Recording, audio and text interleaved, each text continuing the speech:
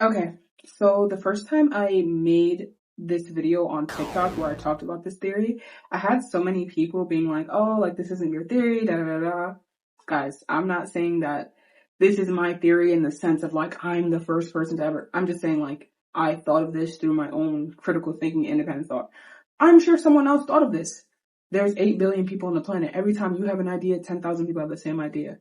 I think that's true. So yeah, I'm not claiming to be the only person to have ever thought of this, but my brain cooked this one up on its own. Anyways, this video is about the uncanny valley and the possible origins behind it that make my skin crawl. So first I'd like to explain exactly what the uncanny valley is, or the uncanny valley theory. So this term was first coined by Japanese robotics professor Masahiro Mori in his 1970s book, Ukimi no Tani, which translates directly to Uncanny Valley Phenomenon. The hypothesis outlines our emotional response to an object on a scale of how human it appears. So the actual valley part of the hypothesis describes the point at which our emotional response dips significantly despite the fact that the object has become more human. Professor Mori's original hypothesis came from his work with robotics, how he observed how humans would have a positive and more empathetic response to robots the more human-looking that they were. This would be up until they were so close to being human that there were just a few tiny things, but obviously you'll be able to tell that this is not a living, breathing human. The hypothesis as a whole suggests that something that is close to human but not quite elicits an eerie, uneasy feeling in the person who is viewing it. Though it's not exactly clear why, for whatever reason, our brains are linking possibly very, very close to human with imminent danger for whatever reason. It's almost as if us being tricked into thinking something was human was very dangerous in our prehistoric past. Get into that soon. Some people think that this is because our lizard brains see it as a deceased member of the species, but I think something slightly different. So bring it back to when I was a kid, I actually used to wonder why we just feared certain things, like why most people would at some point in their life experience a fear in the dark as a little kid. Like, why is that? And then as I began to learn more about history, I realized that it definitely had a part to play in our survival as prehistoric humans. We knew that the dark could be imminent danger, predators, whatever, hiding, lurking, you know? So this fear of the dark is a remnant of our millennia as prey. And even now in the modern age, although we don't face the same predation, we have invented our own monsters to fill the dark. So I began to ponder the cause of this uncanny valley, as it's a fairly widespread phenomenon. I mean, it's led to several makeup trends and like short horror stories all over YouTube. So in my mind, this fear is a primal one because it's so widespread. Why do we have a primal fear of something that is not quite human? So if you're like me and you have a huge interest in history, you're probably already well aware that Homo sapiens, or us, we were not the first humans to walk the planet, nor were we the only ones at any point. I mean, except for now. Now I want to say I'm 99% sure we're the only ones. So the most recent ones are the Neanderthals, who we beat out somewhere around 39 to 41,000 years ago. I'm not quite sure. So the exact number is debated as far as exactly how many other humanoid species there were on the planet. This is because sometimes they will find fragmented skeletons, just pieces, so they can't make a whole. And sometimes they will find one that doesn't match any pre-established group already. So they don't really know where to place it. So it could be, or it may not be. But as a whole, in the scientific community, it's believed that there were at least 9 other human species, with some people going as far as to believe that there were 21 other human species. Of course, all of these didn't exist on the planet at the same time. I doubt that when prehistoric humans were around, every single human species was still around, just because the competition, which I'll get into later, between humans and different humanoid species, it would be ridiculous for survival out there. It would be insane. And also, before I get into this, I want us to strip away the idea, like the dunce caveman rhetoric. These people had culture, they had music, they had art, they had jewelry, clothing, campfires and camps. They were pretty much just like us. What I'm trying to say is, We don't know exactly what wiped them all out, though I think it was probably just competition for resources. But it was not a lack of intelligence or ability to form community, you know? So of course we know about Neanderthal and Homo sapien interbreeding. We still have people to this day that carry some Neanderthal DNA, but there's also heavy circumstantial evidence for fierce competition for food, water, territory, shelter between Homo sapiens and Neanderthals.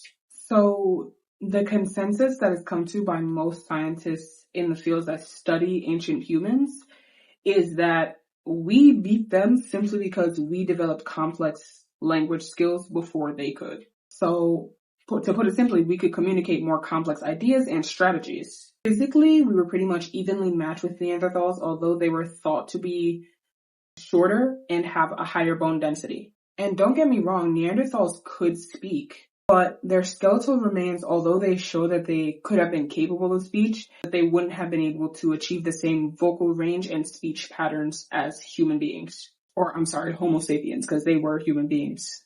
Same pattern as Homo sapiens. So imagine a hunting conversation between two Neanderthal and a hunting conversation between two Homo sapien cavemen, right?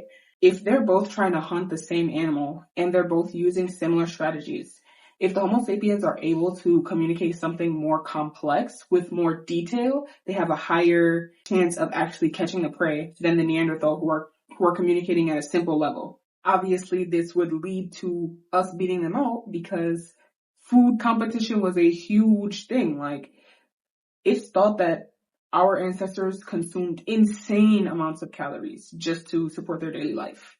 It would be silly to think that things like competition and warfare over food and territory would forever engrave a fear in that lizard part of our brains. How does that make sense? No. There is far more to discuss. Other than warfare that likely broke out due to some territorial issue, there is strong evidence to suggest Neanderthal cannibalism. Of course, Homo sapiens are not like free or not like innocent of this, but I'm talking about the Uncanny Valley, so that's what I'm talking about.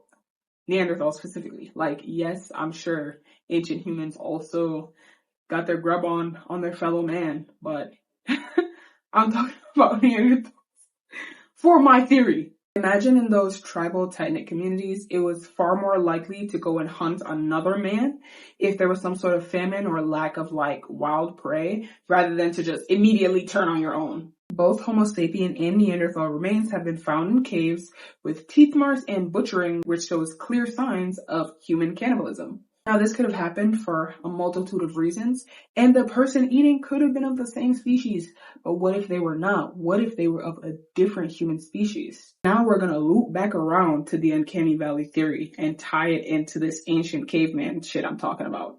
Imagine you are ancient Homo sapien, right? You and your best friend Gronk, you guys are out and about, walking through, probably going to go fish, go hunt, and you guys get to the riverbank and like you see someone, like you see a guy.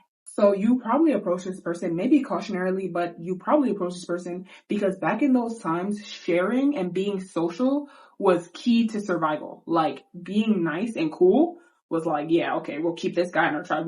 We won't send him in the woods to starve, So then this person, who is definitely a person, they spin around, but you can tell that something is a little bit off. Like, of course, you've seen a lot of different people. Even, I mean, your tribe is maybe like 15 guys, but you've come in contact with other human beings. Like, you know what people look like. You have never seen this type of person. Maybe their eyes are too sunken or too bulbous. Maybe their mouths are simply too wide. Something you just can't quite place, but you know that they aren't the same as you. Their movements and the way that they look at you don't convey the same humanness. A bulging brow ridge tells you that this person is something else. So this person doesn't present an immediate threat, but you soon learn better when 5 more of them come out of the bushes. They say words to each other, a clunky language that you don't understand, before they begin to attack you and your friend. You escape, but your friend is unlucky. And as you run away and look back, one of them looks up at you and you see again that there's just something that's not quite right. This memory is seared into your psyche and embeds itself in your genes, which I know happens, and I think it happens. And I've never done extensive research, but I'm almost certain that that's true. And I think that that's true. You learn a valuable lesson, and you tell your fellow tribesmen what you saw. But this phenomenon is so widespread that the idea of it happening to one guy is almost ridiculous. Unless this was happening all the time, or there was like a constant warfare between different human species, then why would we have this primal fear of something that's not quite human? We developed a natural fear for this type of situation. The same type of fear that a child develops in the dark. The same type of fear that you, me, or any other animal develops when they're in a high place and they're looking down. You know what it leads to. Your ancestors saw it and it's in your genes now. What is that? Makes me sick.